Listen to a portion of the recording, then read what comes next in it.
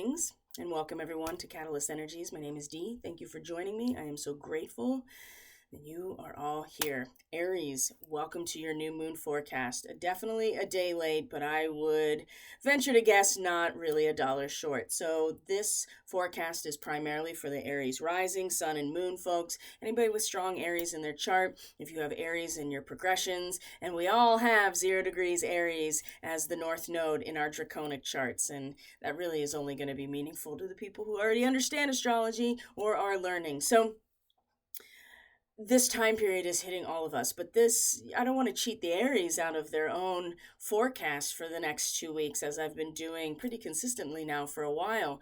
It just so happens that your new moon, Aries, is also a total solar eclipse, a hugely focused upon, prophesied about. I have to be perfectly honest. And the reason that this is late is, number one, it's just so much happening in my personal life, and weaving this in has been very difficult. I've already done so much work in terms of the eclipse cycles, how they all have woven together so far, what to expect astrologically, personal readings, content for members through Subscribestar. And to be perfectly honest, I've never been more turned off by the coverage of a celestial event than I have with this total solar eclipse. So by the time yesterday rolled around, I was just so relieved that it was over, that it had happened. And it's not that I don't have reverence. Certainly, in our community here, through Catalyst Energies, right? People who are supporting Catalyst Energies through Subscribestar, and the people who are engaged through that support and through the spaces that I facilitate for those people. We've been doing grid work since well before the eclipses even started. And so, boy, that was such a good idea, wasn't it? I think that made a huge difference in all of our own lives personally. Didn't take away the challenges, but it really reinforced that template of joy and healing and peace of mind as we are going through this time period, even without the overlay of the eclipses themselves and how they influence all of us astrologically. Just the sheer volume and saturation of clickbait fear porn around this eclipse was just such a huge turnoff that I couldn't even bring myself to really do this report until it was over.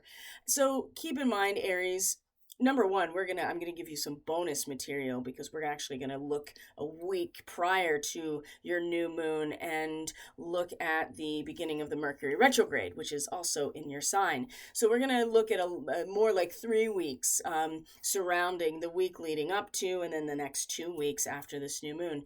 So I couldn't really bring myself to do it until it was over, because the saturation, it was just so much on top of everything in my own personal life that has just out of necessity needs to be dealt with right now, that it just had to wait. So I put my photo on the thumbnail because I also can't bring myself right now to be on camera. Number one, it takes so much processing power to process high definition video, even a little thumbnail window of my face, but I just really wanted to do the audio. So feel free to listen. Of course, the chart is going to be up and I'll be referencing that, and I will be making some verbal references to events that transpired the week leading up to the total solar eclipse and the Aries new moon, which are one and the same.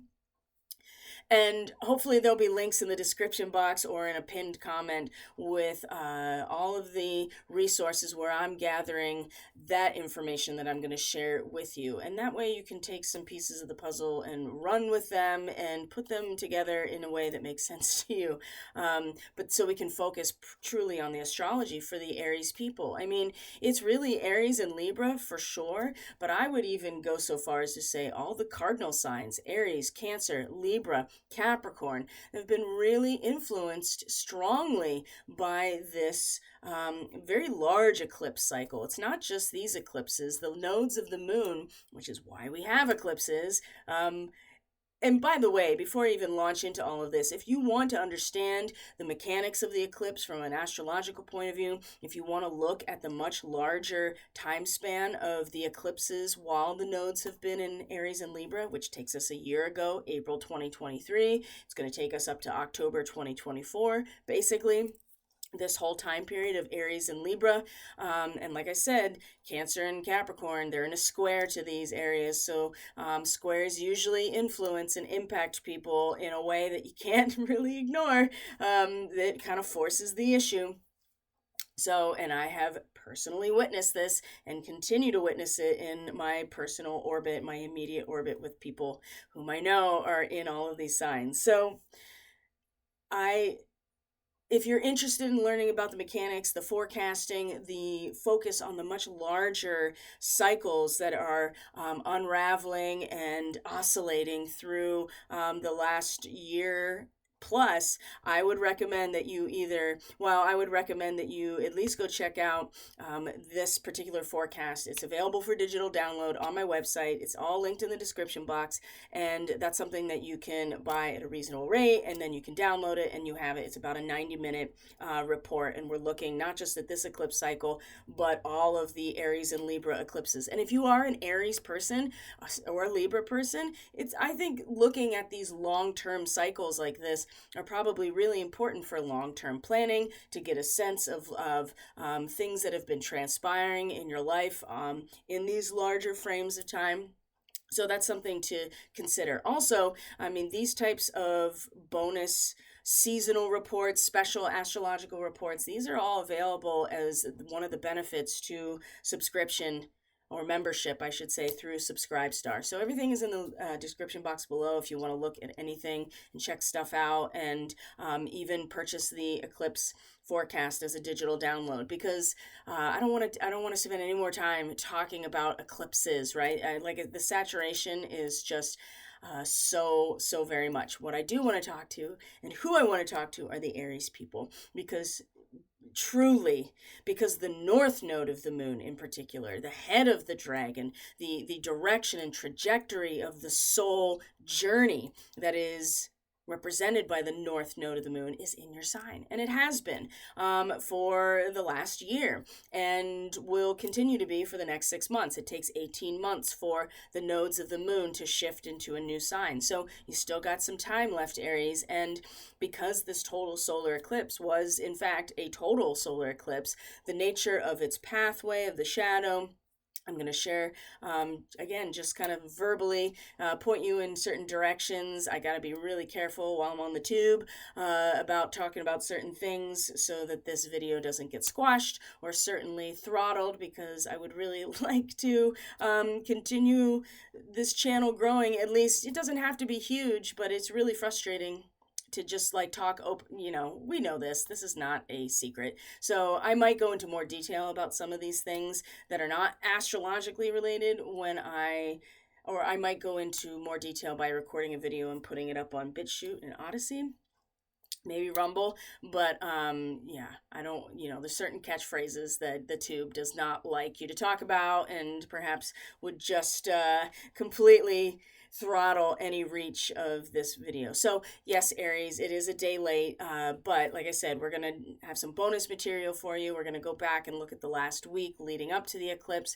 We're going to point out a couple historical connections, some harmonics. I like to call them harmonics when it comes to related aspects astrologically through time, certain degrees that are represented by a different configuration of planets, or in a different time period. I like to call those harmonics. I want to make that really clear, that that's just something that I use. And if you're a musician, you play an instrument, or you understand waves and frequency and physics, then you'll know what a harmonic is. If not, it's important to look it up and educate yourself. But truly, a harmonic is, if you do play an instrument, then you know exactly what I'm talking about, where there is a bass tone, right? You pluck a string and it has a bass tone. Okay, so it's the let's just say concert A, right? You pluck the string on the guitar and you get that tone. If you put pressure on that string, but not so much pressure that you're changing the actual note itself, the root note, but you get a different octave or interval of that tone. That's called a harmonic. And I see them in astrology all the time. So I'm going to point out some things that I've seen that are harmonics that are that take us back to other significant historical moments. Again, things that you can look into and familiarize yourself with, right? I'm just dropping pieces of the puzzle here. You know, I'm putting my puzzle together, and I encourage you to do the same. And I'll share with you some of the things that I found and what's worked for me. But the job that we all have is to do it ourselves, right? So Aries, let's start with April 1st, okay? So again, we're looking at the Aries rising chart. This is for folks who have their ascendant or their rising sign as Aries. We're using whole sign astrology. We're using the Western system, and even if you have a moon or sun in Aries, a lot of this is going to be relevant because you'll also get, there'll be resonance to what I'm going to share in terms of the Aries rising chart. And the Aries rising chart is the traditional astrological calendar, right? That the vernal equinox marks 0 degrees Aries, and from there, everything is distributed around, right? And the actual position of the vernal equinox is based on precession. So it actually does move. And then our Western astrological calendar shifts along with precession. So again, I talked about that actually quite a bit in the report that I did on the vernal equinox, which will be on this channel and is publicly available. So Aries, over the next 2 weeks and truly over the next 6 months, really, the phrase I, me, mine is coming out really strongly. Now, of course, that has to do with the first house being the Aries house. And of course, all of this energy in Aries right now, right? We have the sun, we have Chiron, we have, right now we have Venus, and I'll show that to you on the chart. Mercury, as of the 1st, station retrograde in Aries. And you also have Jupiter and Uranus in the 2nd house in Taurus, right? Which is the mind, right? I, me is the 1st house. The 2nd house in astrology is the mind, okay? This is mine. This is inherently yours. This is what you have. This is the objective world around you that you interact with your senses, right? All of the senses that we identify is how we interact with the world around us.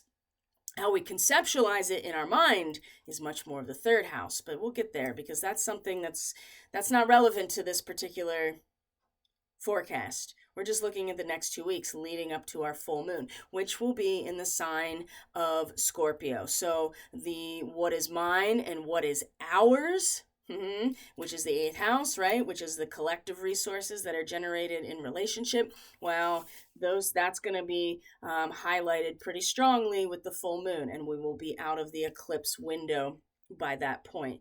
And so the last full moon we had, which was in Libra, right? So Aries, there's no getting away from Libra, even if you're a sun or moon Aries. Libra is the opposite of those things. So it's about the wholeness and the integration and the synthesis of duality that leads to our wholeness and understanding of ourselves. So the last full moon we had was an eclipsed full moon, and I've already done videos about that. I've talked about what happened on that day. Specifically, I talked about it on a different platform than the Tube, so you can go to those other platforms very easily from the description box and find content about a certain event that happened on the day of the eclipse that having to do with water and boats and other types of things like that. So there's no getting away from this for you, Aries. And there's a very specific harmonic, speaking of harmonics, of the day of the eclipse and what is actually on its way leading up to this next full moon. And so when we get to talking about that, I will make that connection then. So let's start again, like I said, on April 1st. This is when Mercury stations retrograde in your sign and will be retrograde until the day after the full moon. So the full moon's on the 23rd. The Mercury stationing direct is on the 24th. Where is it stationing direct? Well, it's going to be sitting right on top of this north node of the moon, right? The head of the dragon, our soul's trajectory, trajectory.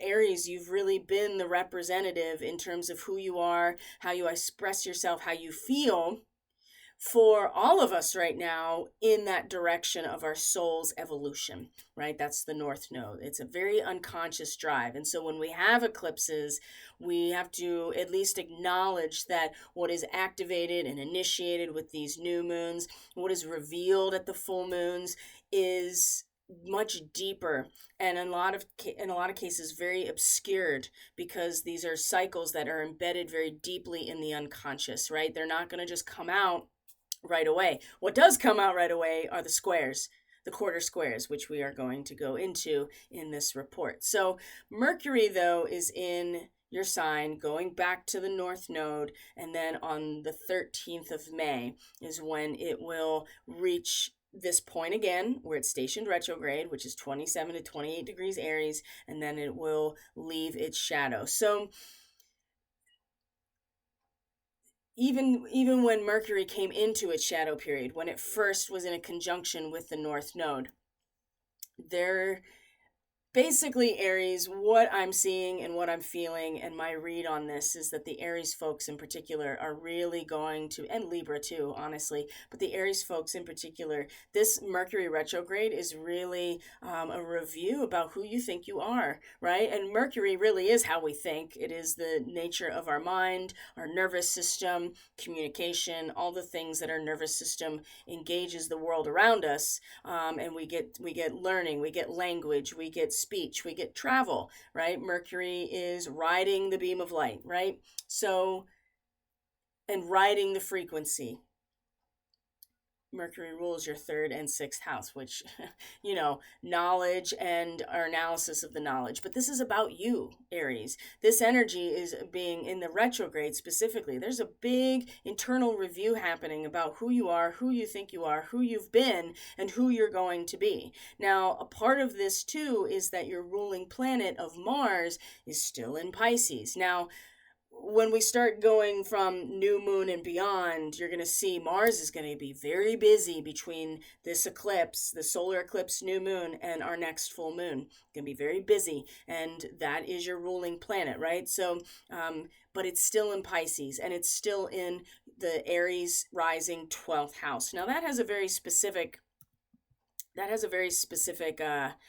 signature to it when Mars is moving through a 12th house. And so I thought I'd share that with you. Now, in terms of resources, you can find, you just type in Mars transits the 12th house and you will get all kinds of things. I personally use Cafe Astrology. They have an incredible website. It is chock full of resources, all things astrology. So I'm looking at that particular site right now and what they have to say about Mars transiting the 12th house. So I'm really just paraphrasing here for your benefit. So, but I would encourage you to go read these things for yourself, because other things may stick out to you as opposed to what I'm sharing. So the 12th house is the house of endings and surrendering to the one source in which we all came from, right? And a lot of times it's very private. It represents unconscious behaviors. It represents isolation, what we discover about who we really are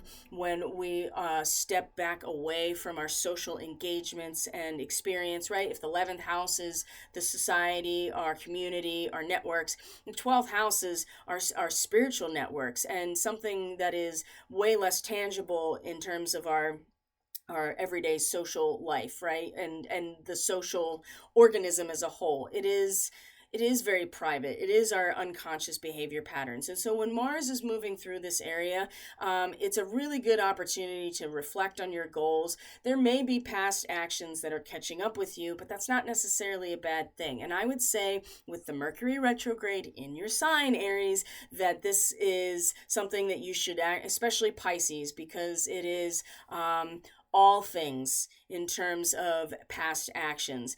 And so you can channel your own personal energy, especially because Mars rules you, into into really doing research and reflection upon what you're putting yourself out there for, right? And who you are, who you've been, and who you'd like to be. Mercury's retrograde is pulling us back into a very introspective time, and the Aries people are pulling in, I would say as well, really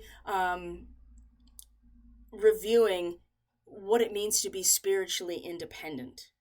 So you may prefer not to be observed during this phase, and I think there's nothing wrong with that necessarily.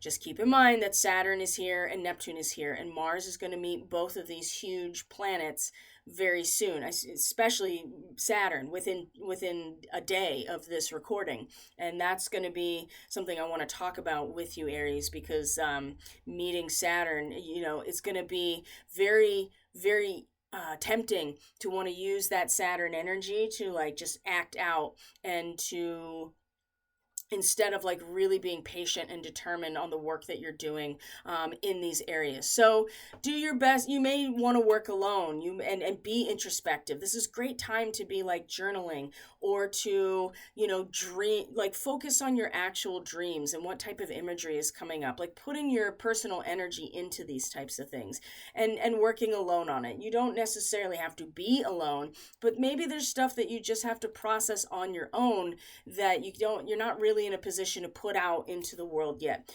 You may have insomnia during this phase, and I think that that's a really strong, especially for the Aries rising people. I think this is very a very strong possibility with Mars going through the 12th house, and being that the 12th house is the Pisces house, this could be very strong.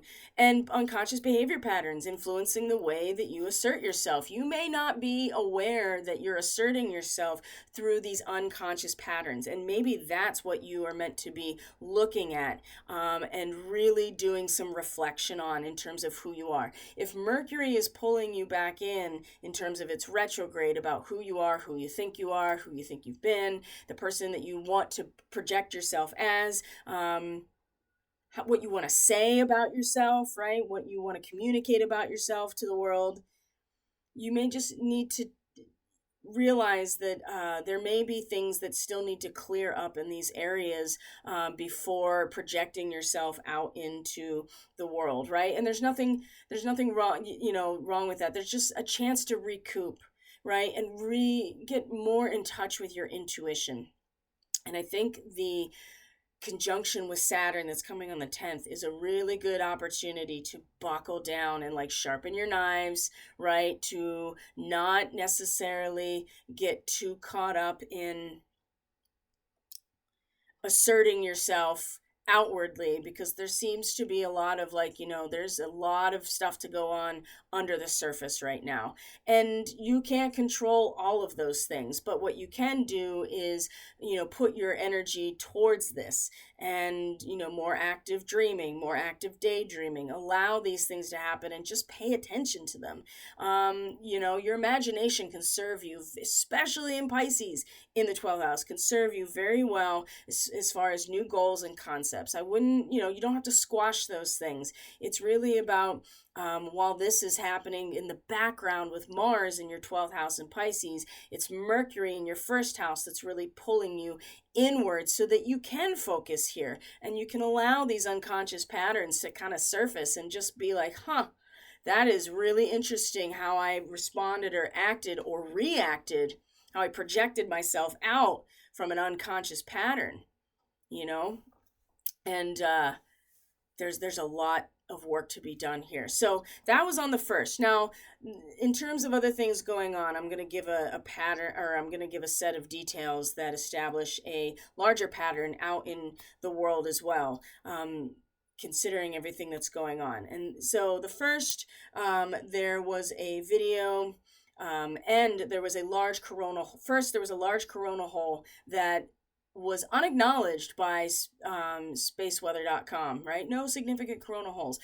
Personally, that's not what I thought. And I said, damn, that looks like just because it's narrow doesn't mean it's not significant. And then of course there was a video with a particular individual who also said, hey, look at this coronal hole, this is an earthquake watch. And then on the 2nd is when the large earthquake in Taiwan happened the very next day. So if we were to keep looking at what's going on for the Aries people, the moon is, and we just had the quarter moon, right? The quarter moon in Capricorn. So, crisis in consciousness as well. So these two things happening at the same time, and then you get this really large release of energy. Now, to go along with that, speaking of release of energy, on the 3rd, Venus and Neptune came into a conjunction on Wednesday the 3rd, and that was also a really powerful, just like overflow of emotion, of feeling, of tenderness, of compassion,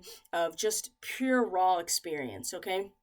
And this again is in your 12th house, right? And so the overwhelm of that moment in terms of the background, right? What's going on in the background, what's going on in the unconscious, right? You may not even realize why it's coming out the way it is, but there's also that moment to be like, whoa, look at this array of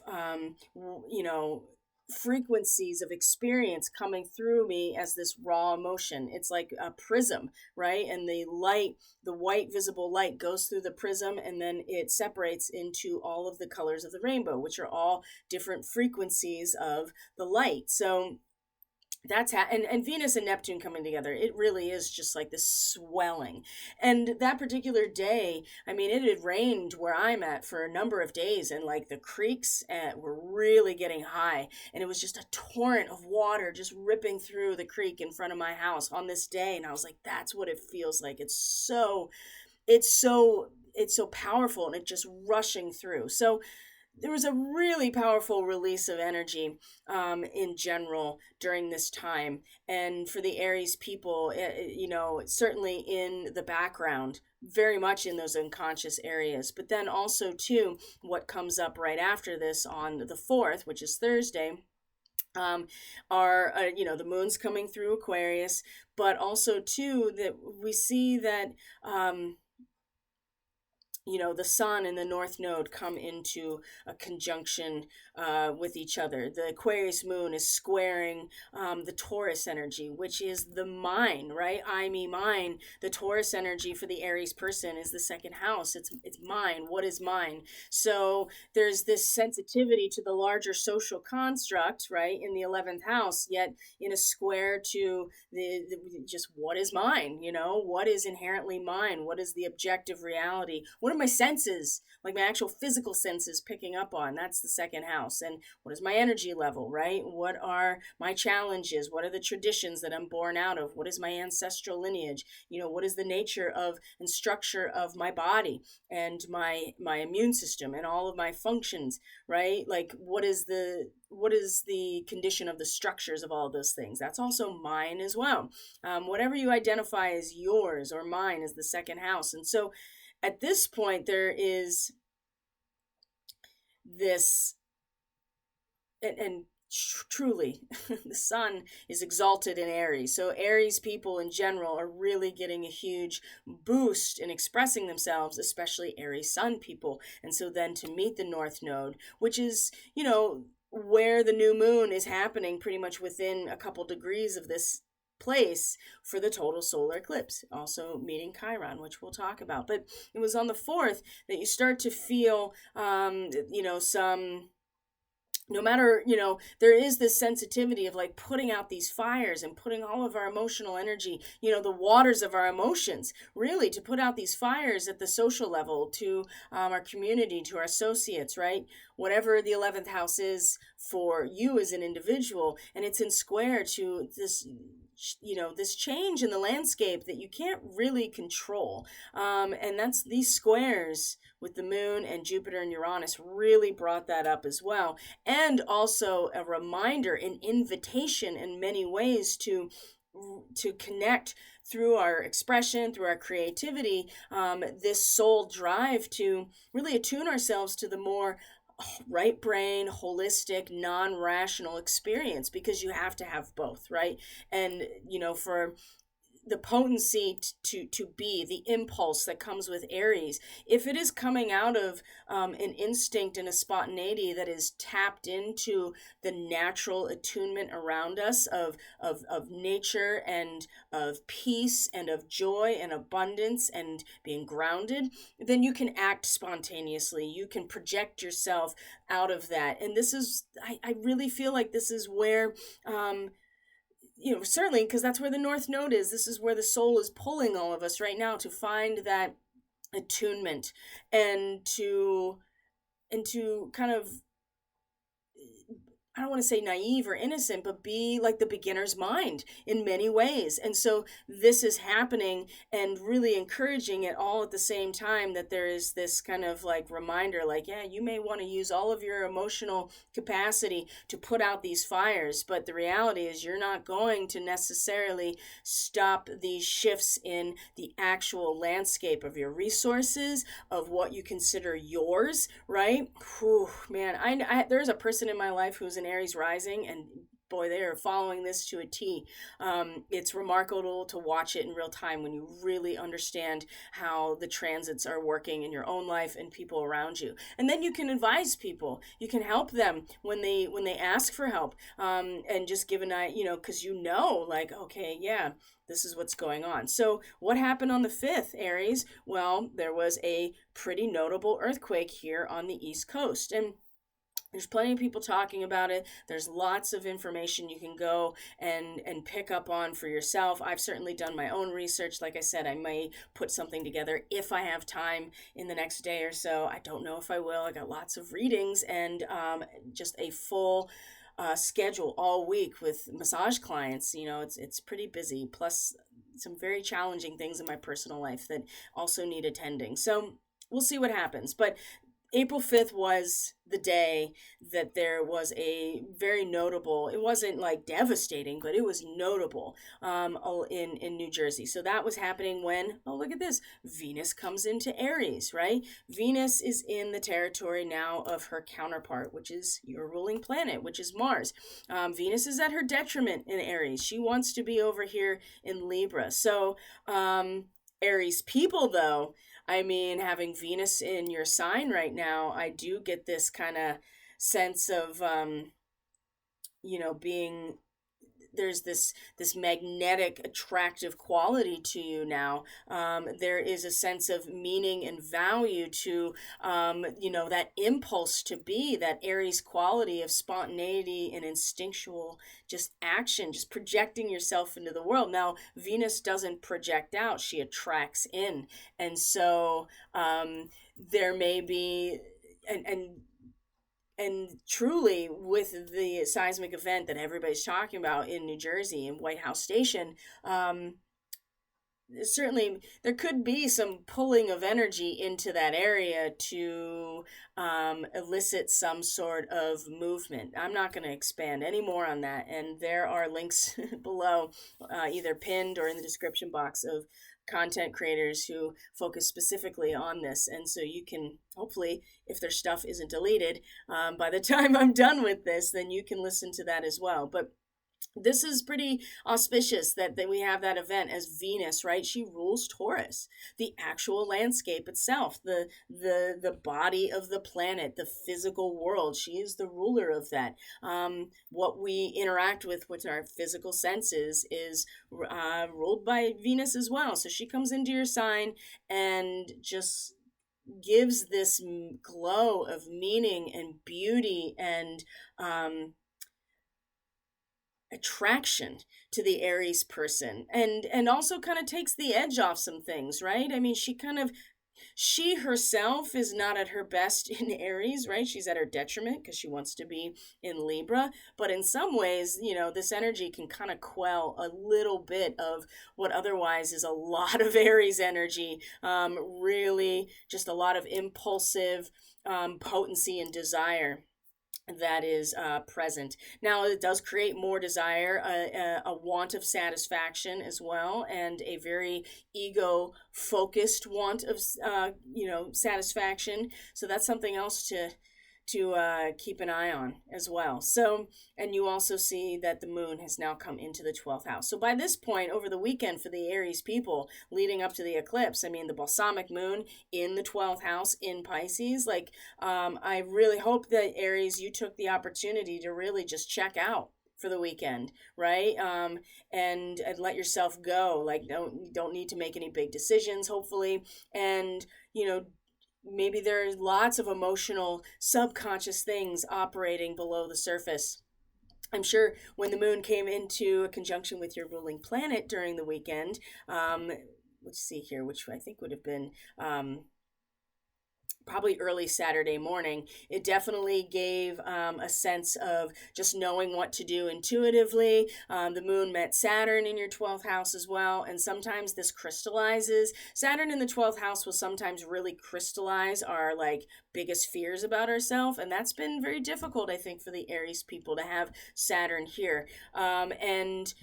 And like I said, Mars and Saturn coming together very soon. That's gonna be on the 10th. Actually, that's gonna be one of those moments where you can let it break you, and really find yourself acting on some really dark things that you may not even be fully conscious of. That's the thing.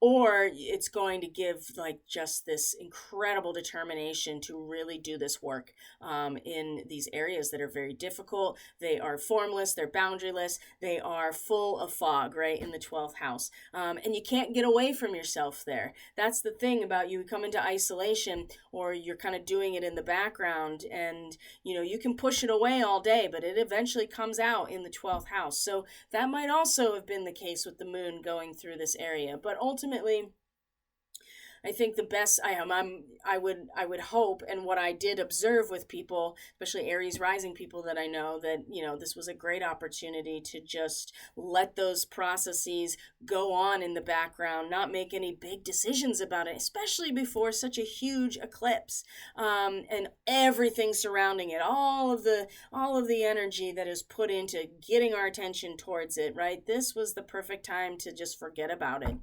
And it was actually really nice. I'll have to say, I don't have any real Aries in my natal chart.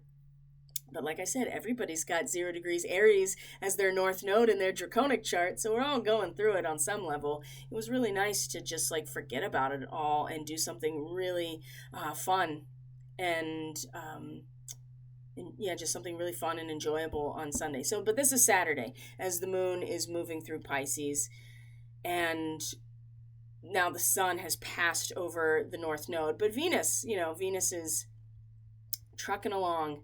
So we come into Sunday, and really here we are at the new moon for you Aries, the new moon in new moon total solar eclipse. It was also in conjunction with Chiron. So not only do you have this new moon and all of this eclipse energy, Aries, that you've been really embodying within your very self, and in how you feel and how you creatively express yourself, you also have Chiron that's been here for a while now, and this really represent Chiron has a 50-year orbit, so it stays in a sign for more than a day, or more than a month, especially with the retrogrades.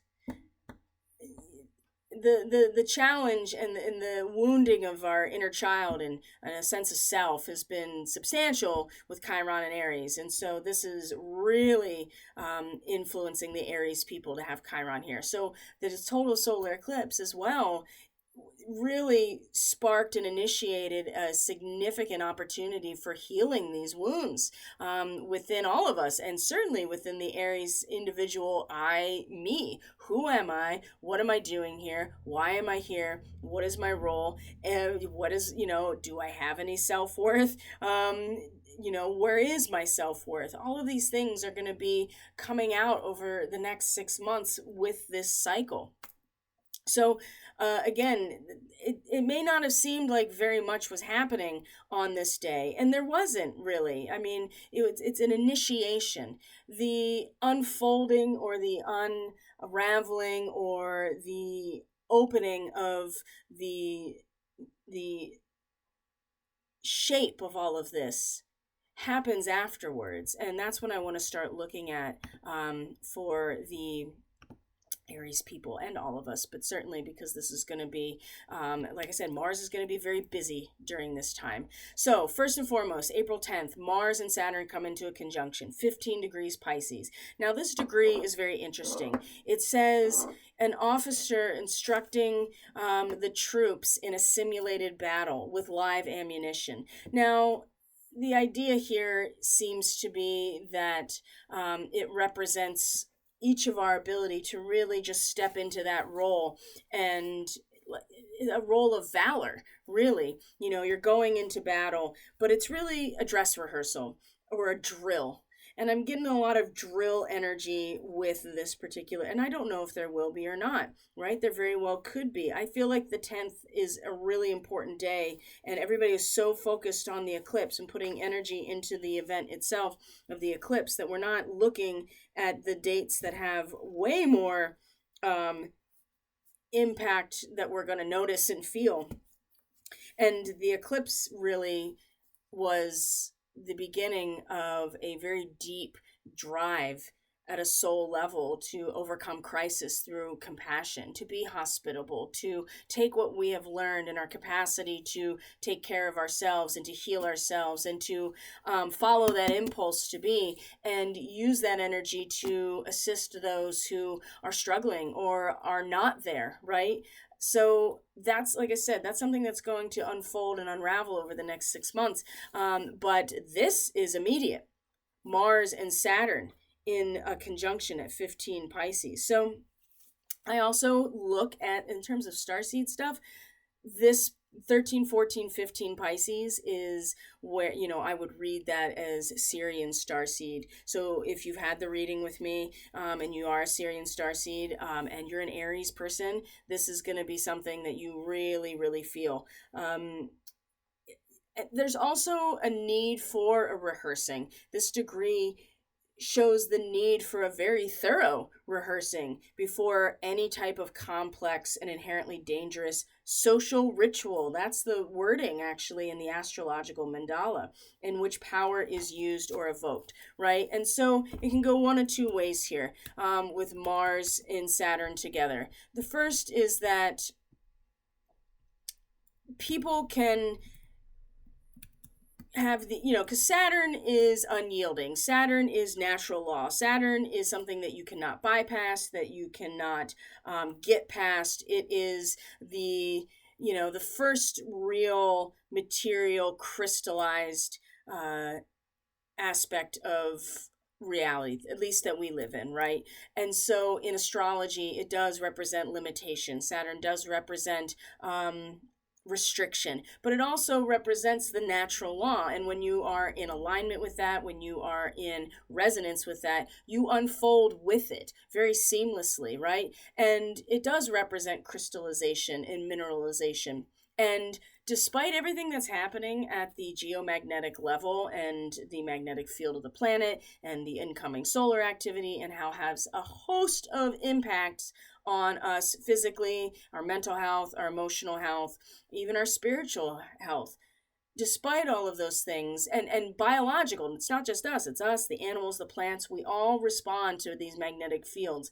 But you know what stays stable as a result of these magnetic fields are the minerals, right? And Saturn does rule the basic premise of crystallization of reality. And so there is something very supportive and provisional about Saturn as well, right? There's a lot of power there because it is the power of crystallization, which does, if either turns you to stone, or that stone is going to be like a pyramid that withstands everything that is blasted at us, including the loss of a magnetic field, right? The reason I'm bringing all of this up is that when Mars and Saturn come into this alignment, yes, it can be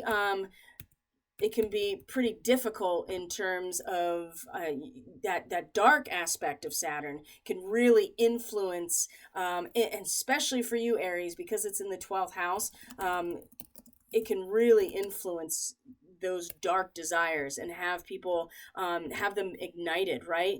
But it also gives us like stamina and patience to complete a complex task, or the most complex tasks.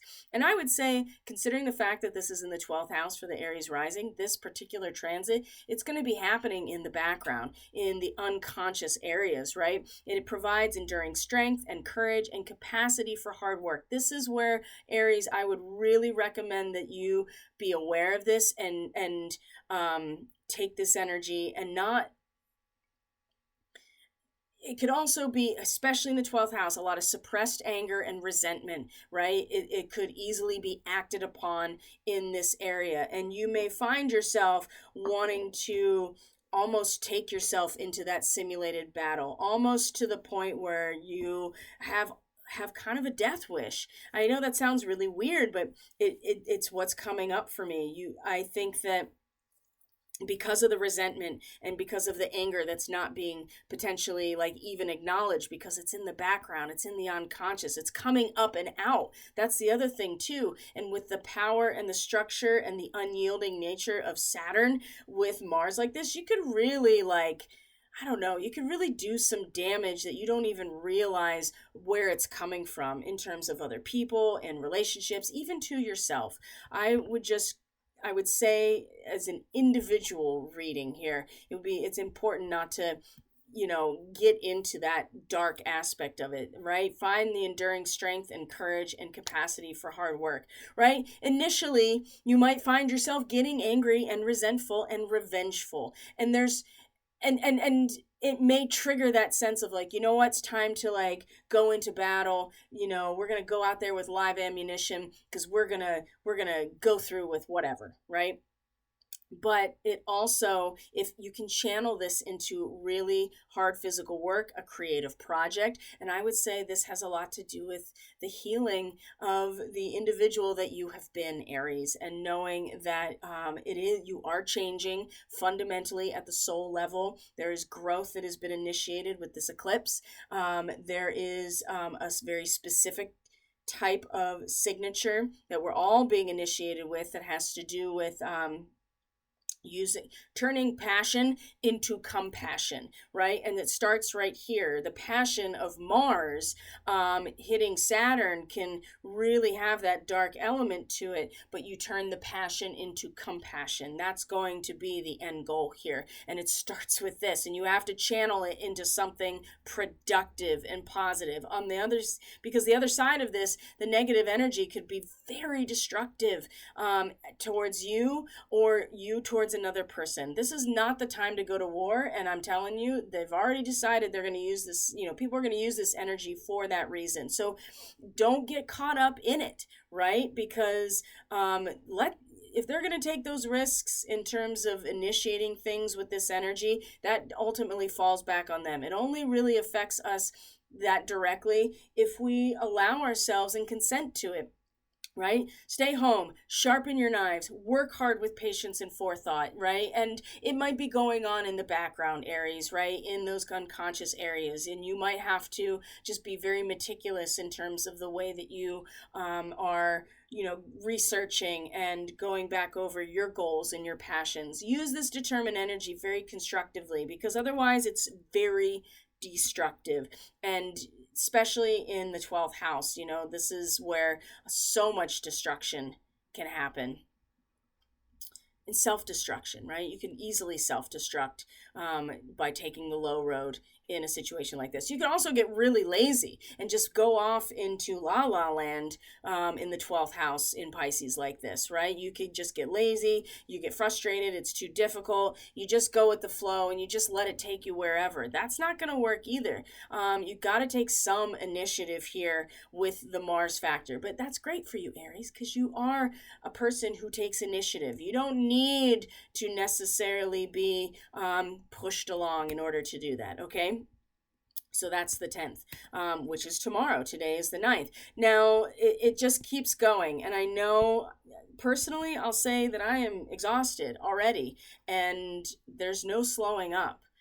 leading up to this full moon, that's for sure. So on the 10th, we have Mars Saturn conjunction. On the 11th of April, which is this Thursday, we have a Mercury cazimi. We have Mercury retrograde conjunct the sun in your sign, Aries.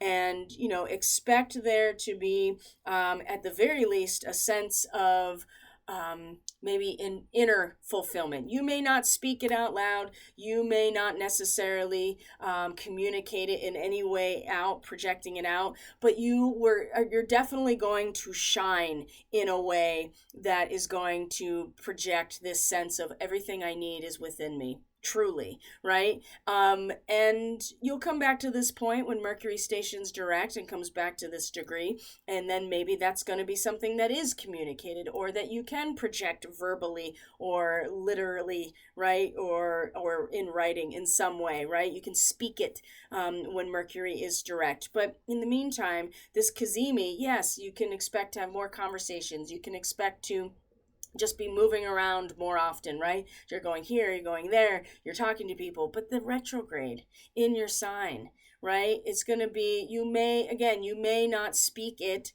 but you will project it from your heart, from just the way you carry yourself through the sun, in terms of being everything you need, being within you. I think that between that and using the Mars Saturn energy constructively this is gonna be a really good. It's been very difficult, but this is going to be a really good time period, I think, for many of us, and especially for the Aries people with this cazimi in your sign. Now, we go forward and the weekend, right? The weekend, we have moon transits. We do, the moon is going to come into Gemini, which is the territory that Mercury rules. So we're going to be picking up on patterns in terms of our thought processes, communication, ideas, information that we may, again, not be necessarily ready to speak out about when it comes to who you are, Aries. But there will be some tension with Mars and the moon in this mutable square. And thankfully it's mutable, right? Pisces, Gemini, Virgo, and Sagittarius are mutable signs. They're the weakest of the three types, right? You have fixed, you have cardinal, and then you have mutable. And so it's very easy to, to be malleable, flexible in the situation, to kind of actually go with the flow in some ways. So we'll see, because you'll be picking up on things in your immediate surroundings that you're picking up on emotionally, but Mars is, always when the moon and Mars are in a square, there's always shit that comes to the surface. You get irritated. Things that normally don't bother you are going to come out. And maybe what this square really brings out, Aries, is that the work you're doing behind the scenes, that you're reflecting and researching, and maybe there is a projection from your unconscious in terms of a speech or behavior or an action that you pick up on just by being kind of emotionally aware of your surroundings. And you're like, huh. And Gemini does have more of a masculine quality. Well, technically is more of androgynous quality, because it's representing the two poles being one and the same, right? The yin and the yang. So there may be much more of a kind of objective approach too, but you're picking up on the pattern emotionally or subconsciously or intuitively just by being in touch with the world, the world around you with this square. So I do see that there could be some learning going on this weekend as the moon is moving through Gemini and you're just picking up on things. It's really when we get to the 15th when, oh, wow, look at that, Mars and Lilith in an opposition to each other. Mars in the dark feminine. I suspect that the dark feminine, Black Moon Lilith over here in your 6th house, Aries, when this opposition is happening, that's going to be a huge power struggle. Wow. You don't want to overcompensate by trying to control things over here, and you certainly don't want to overcompensate or undercompensate as well and just kind of give yourself over to the show, right? That there is some inner depth analysis that I think is important, right? And it is necessary, but you can't force that issue. And that's the thing with Black Moon Lilith. The minute you try to force it or you try to fill that void yourself, this is where the dark feminine aspect comes into play, as opposed to Lilith being that space in which divine inspiration is able to come in. So I didn't even notice that the first time. But now we have the moon in Cancer, and the cardinal signs in general. I think this whole set of eclipses, all the way from last April, moving up into October of 2024, all the cardinal signs are just getting hit really, really hard, right? Aries, Cancer, Libra, Capricorn. So now we're having a quarter moon in Cancer, which is the home territory of the moon. And so the square, now first quarter squares are always crisis in action, right? What do I do? And leading up to this point with the crescent moon, from the new moon to the crescent moon, is where we start to become aware of the obstacles, of the challenges, of the tensions that arise, just as, you know, going through the process of growth. And now, number one, the moon or the sun is getting very close to where Mercury stationed retrograde, and so there is an undaunted faith that I think the Aries people are really going to be exuding in just their personality, who they are, right? Kind of reimagining a new solution to an opportunity that may have been lost, something about yourself. The thing is, this moon in Cancer like this first quarter square, I mean, especially in the fourth house, I mean, that's just the perfect storm for the Aries people. You have the moon in Cancer in the fourth house. Like, it's so deep and so powerful and so intuitive and sensitive with the moon in Cancer, and it'll be unavoidable, right? And it will want to pull you into the shell. In fact, I feel like this first quarter square is really going to challenge people, Aries people, to actually do that, right? You have to kind of pull into that safe space while the storm rages. It's great that you yourself exude this quality of, like, you know what, like, there's new potentials that exist here, you know, there's never a lost opportunity in terms of personal development and growth. And that's true, absolutely. This square though, wow. Really consider that sometimes the hermit crab goes into its shell. Sometimes you have to pull into that canyon as that storm rages through. And that storm is raging through your inner private life, your home, your family, the place where you feel safe and where you belong. Whatever that is, what am I going to do? I would really encourage you, it's not one or the other with these squares. It is the tension that comes out of what do I do that we lean into and we actually grow. So, you know, sometimes you do have to pull into the canyon, and there's a incredibly cathartic moment that happens next week at this first quarter moon that will reverberate for a couple of days, okay? It's very, very possible that this will come forward, in a number of ways. Number one, this degree of Cancer is very much related to the U.S. natal chart. I believe it's the natal Mercury is in this position of Cancer. It's also just the imagery of the storm raging through the canyon, and the catharsis and the karmic confrontation that goes along with that. Really the catharsis, right, of facing the upheaval. And sometimes that means you just have to pull into that canyon, to that safe space as it comes through and rips everything out.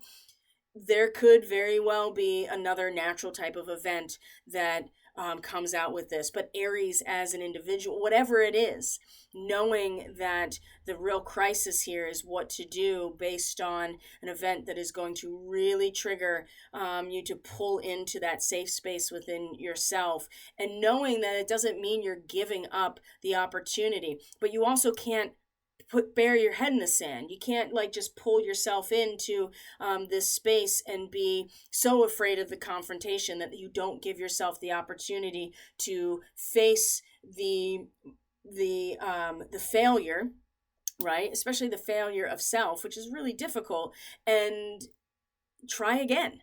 right? Knowing that failure is just giving you opportunities to do it better, and this is about doing you better, right?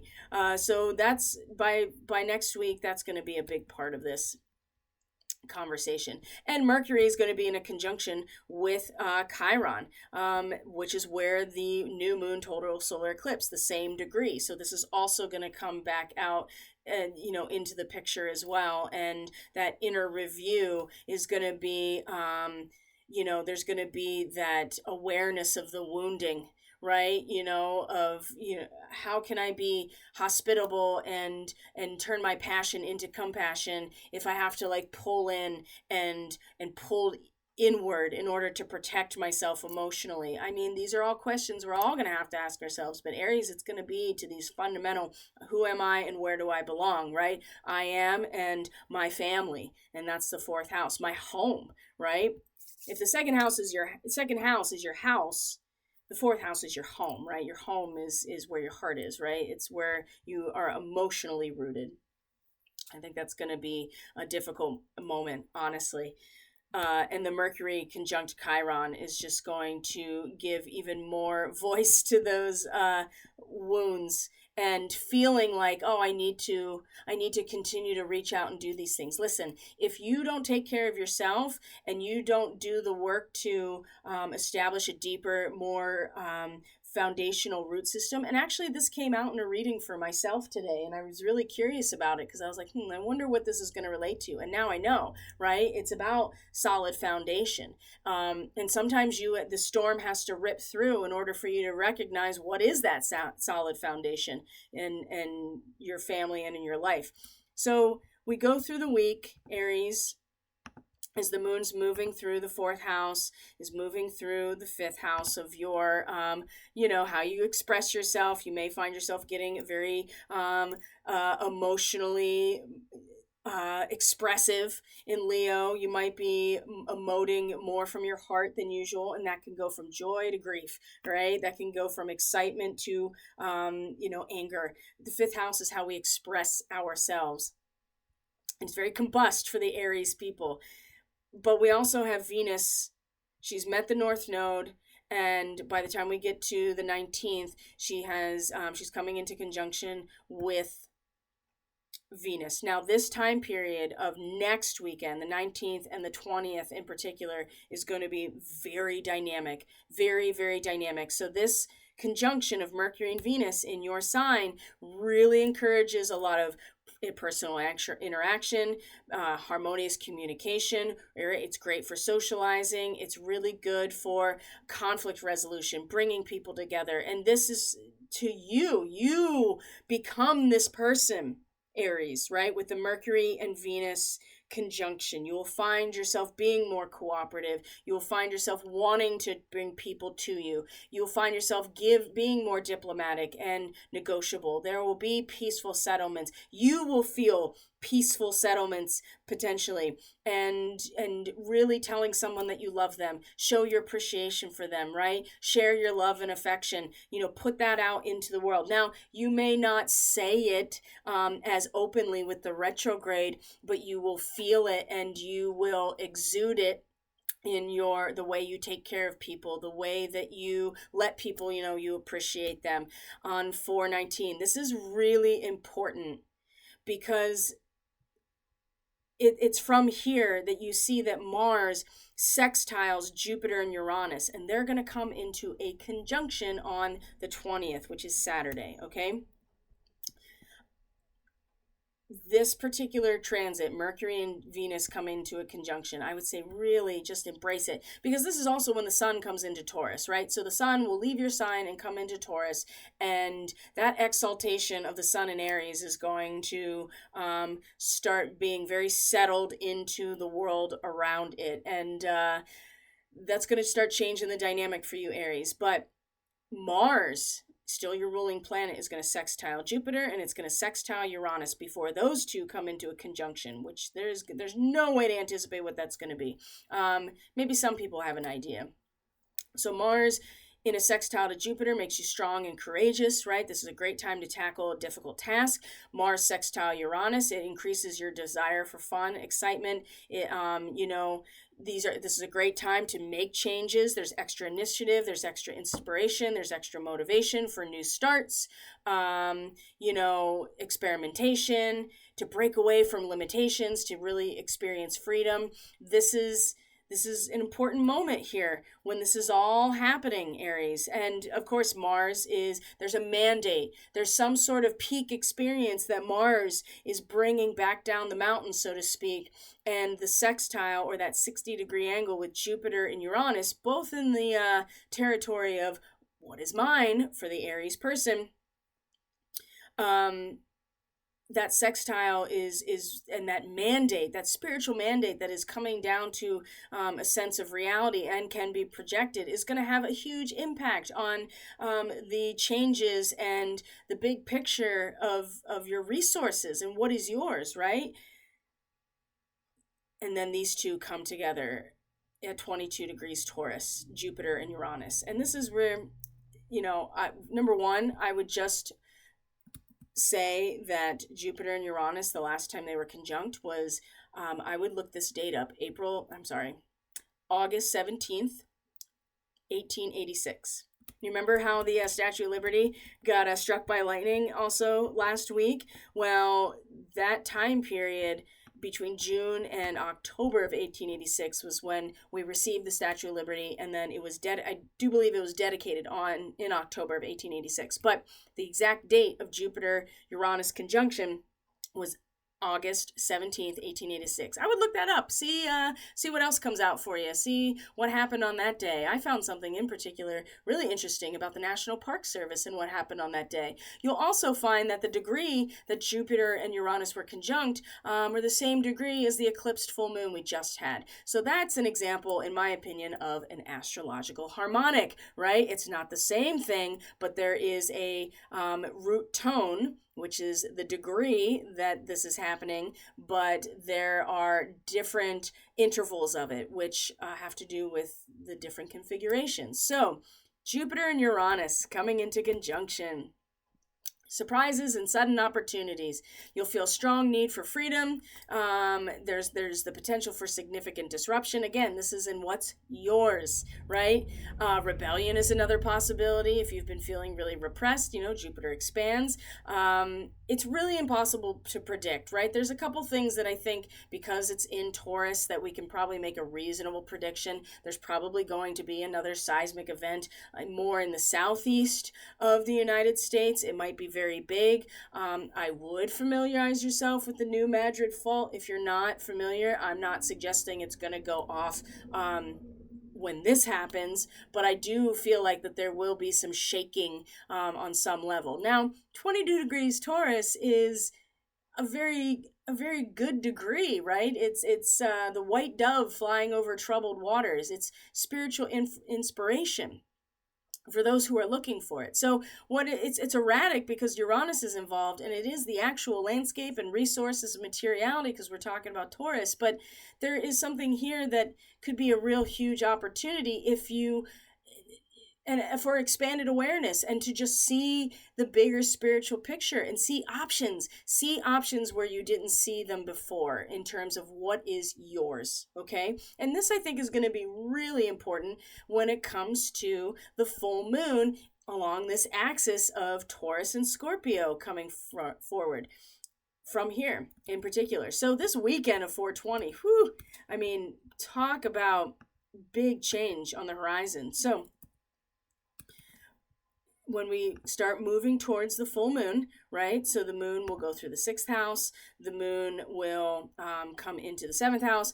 The sun will sextile Pluto now that it has come into, it'll square Pluto. That's going to be pretty difficult as well. But it also gives you a lot of energy and strength and motivation to work hard, to struggle through difficulties. But there's there's a lot of power struggle, ego conflict, there's stress, there's assertive and controlling mechanisms here, because there is a crisis with self-confidence when we're talking about the sun.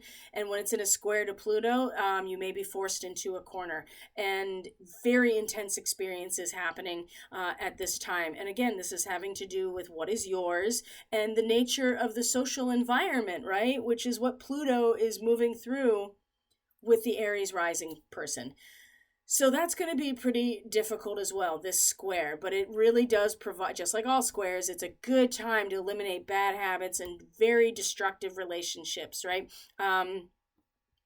There are aspects that are yours that can develop quite naturally, right? As long as you are willing to let go of what's happening at the societal level that Pluto is, coming through and basically destroying. Whether it's a controlled demolition or not, Pluto is here, and there's nothing you, Aries, can do about what's happening there. All you can do is transmute that energy the best way you can, and realize that, all you can do is really just repudiate the aspects of this situation socially that you want nothing to do with. And from there, I do get the sense that you can find a natural progression of what you do have, or what is yours that is growing. It's just going to come through a difficult type of intense trigger or event.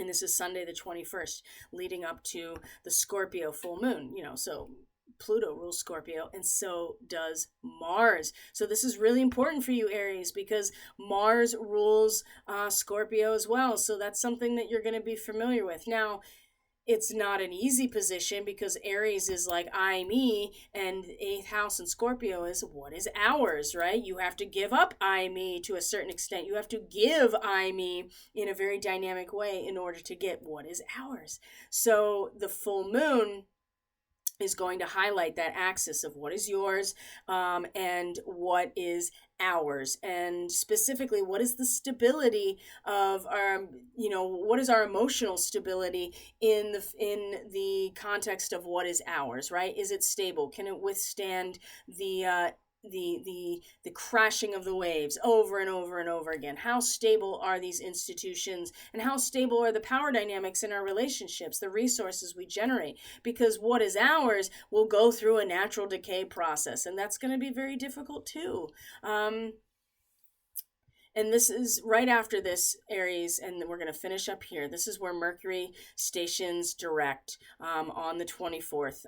It's still technically retrograde until the end of the 24th, but then it stations and starts moving direct in your sign. And at this point, you can even see that there is some interesting astrology here. The moon is actually going to be in a trine to Mars and to Neptune at this point as well. So moon trine Mars, these are great opportunities to just intuitively know what to do, how to act on it. And it's going to come through a lot of how you feel in terms of your shared resources, the power dynamics in your relationships, how you do business, and what the what the resources out of that business, what are they?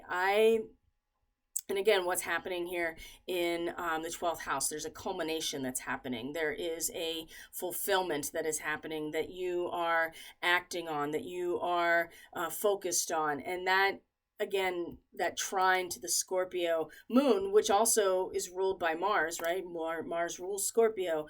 I get the sense here that you'll get there'll be this sense of like, oh yeah, I'm really, emotionally broadcasting this in many ways, and kind of bringing it all together. It's like, it's like a military band marching down the street. I'm not saying that's a good or bad thing, but what it does is elicit this, kind of cohesive response among people when that happens. And there's something here emotionally that to be felt for the Aries people in this area after Mercury stations direct. And I think by this point, it'll be very clear with this full moon that just happens, and then this trine and Mercury stationing direct, it'll be like, okay, it's time to start moving forward now. It's time to start actually projecting myself communicationally, verbally, in attunement to the natural world, in attunement to my potency and to my desire, right? And how I can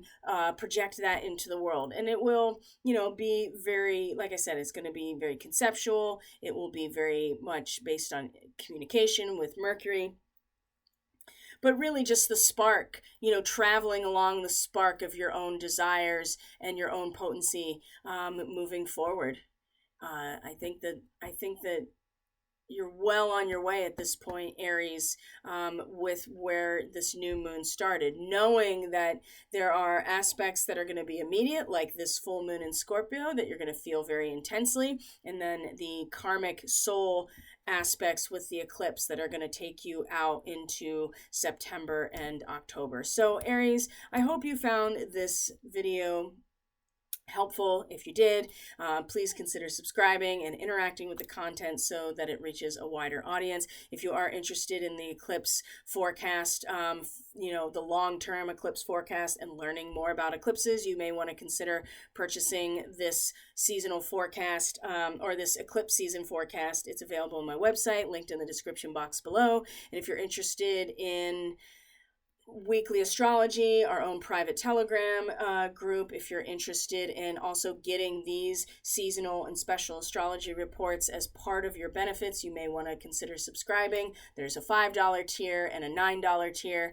$9 tier people have access to a complimentary service every month that includes either a mini reading, a Reiki session, or a one-on-one consultation, 15-20 minutes every month. So that is a $9 a month contribution as well. So thank you so much for being here. I truly appreciate all of you very much. Thanks for being patient and flexible, of course, with this new moon forecast. I'm just really glad we're on the other side of this eclipse. I do feel a huge, tremendous amount of relief that it's happened. And in Aries, I feel like that you may not necessarily feel the relief so much as like now it's time to really start doing the work consciously on yourself and tying up loose ends and putting that energy of your ruling planet of Mars, really putting it towards addressing those unconscious patterns and behaviors and what you're ready to leave behind, and accessing your imagination, right? Accessing the non-rational. And that's everything about this eclipse has really been an invitation to tap back into the right side of our brain and realize that we're in a relationship with divine source, with the great spirit, with the universe. And it's in that relationship that we can project that impulse to be ourselves out into the world and really maximize our fullest potential here in this experience. So thank you, Aries. Again, I appreciate all of you very much, and I'll see you on the next video. Take care.